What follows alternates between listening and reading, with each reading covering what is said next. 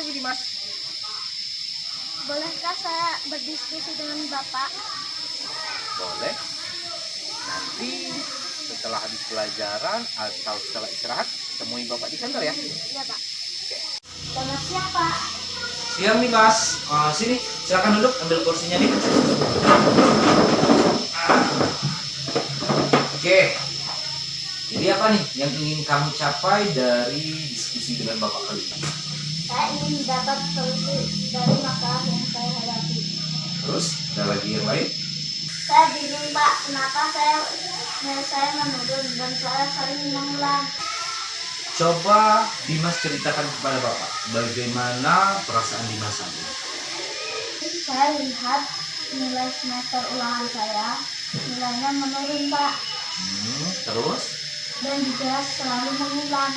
Jadi selama kelas 5 ini nilai kamu menurun, benar begitu? Iya, Pak. Saya juga kurang nyaman dengan proses belajarnya.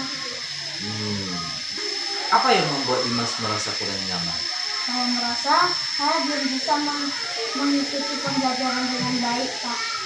Maksud Dimas tidak bisa memahami pembelajaran di kelas. Iya, Pak. Walaupun saya sudah bisa kelas, tapi saya tidak bisa memahami pembelajarannya. Apa yang membuat Dimas merasa susah memahami pembelajaran?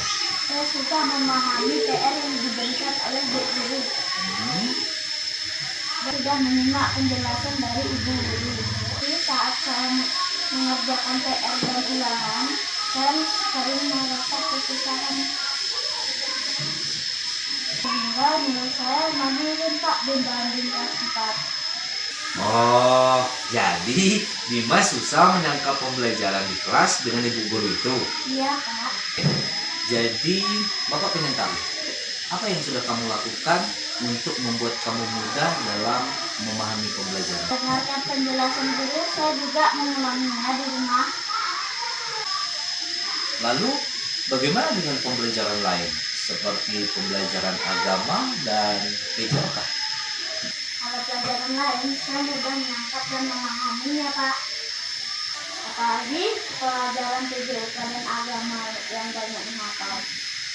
Karena gurunya sering menggunakan permainan, video, dan PPT.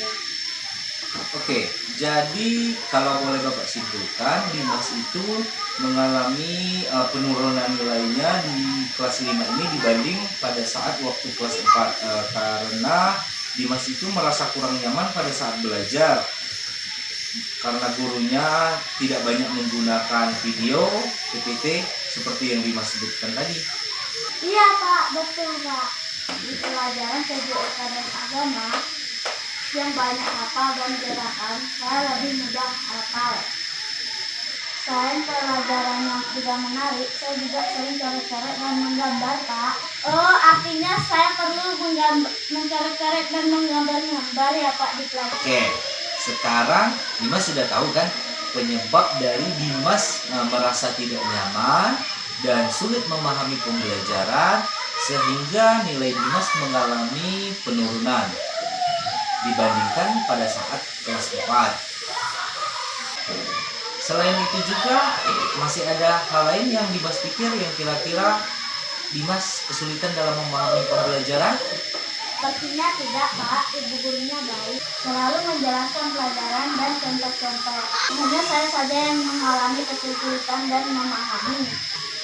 Nah, kira-kira untuk saat ini dan ke depan, apa yang bakal Dimas lakukan? Saya masih bingung, Pak. Ada banyak yang di pikiran saya. Nah, dari penjelasan Dimas tadi, kira-kira hal mana yang menjadi prioritas Dimas yang paling utama? Saya akan menemui ibu guru saya untuk mendiskusikan bagaimana saya dan teman-teman agar lebih mudah memahami pelajaran. Yang kedua, saya akan membuat jadwal pertemuan dengan ibu guru apabila ada yang belum saya pahami dengan baik. Nah, itu langkah-langkah yang baik. Nah, kira-kira selain itu ada hal lain yang akan Dimas lakukan di rumah selain membuat jadwal dan berdiskusi dengan ibu guru? Biasanya saya sering mengulangi dari pembelajarannya, Pak. Dan sering coret-coret membuat gambar dari materi pelajaran. Nah, Bapak sangat tertarik dengan bagian yang kamu sering coret-coret dan membuat gambar yang kamu ceritakan tadi. Bisa kamu ceritakan lebih jauh dengan Bapak? Iya, Pak, saya sering menggambar-gambar untuk memudahkan saya lebih mengetahui pembelajaran. Apa yang Dimas maksud itu mind mapping? Mapping. Apa itu mapping, Pak? Nah, bila mendengar penjelasan dari Dimas tadi yang suka menggambar, menghubungkan materi yang satu dengan materi yang lain, itu disebut mind mapping. Seperti ini, Dimas. Ya, Pak, saya sering membuatnya seperti itu. Nah, dari diskusi kita kali ini, apakah Dimas dapat menceritakan kembali apa yang akan Dimas lakukan? Pak, saya akan bertemu ibu guru saya dan akan berdiskusi dan konsultasi terhadap materi yang belum saya pahami dan mengulang kembali pelajaran di rumah menggunakan metode mind mapping ini. Sip, Bapak suka apa yang kamu capai dari diskusi kita hari ini. Lalu, komitmen apa yang akan kamu lakukan untuk menjalankan rencana kamu ini, Dimas? Setelah pulang sekolah, saya akan menulis buku dan membuat janji untuk pertemuan berikutnya. Siapa yang akan membantu Dimas untuk menjalankan komitmen Dimas ini? Saya akan meminta Sastra untuk mengingatkan dan membantu saya dan mengulang pembelajaran sebelum saya membuat mind mapping. Nah, itu bagus, Dimas. Aku yakin Dimas pasti bisa dan berhasil.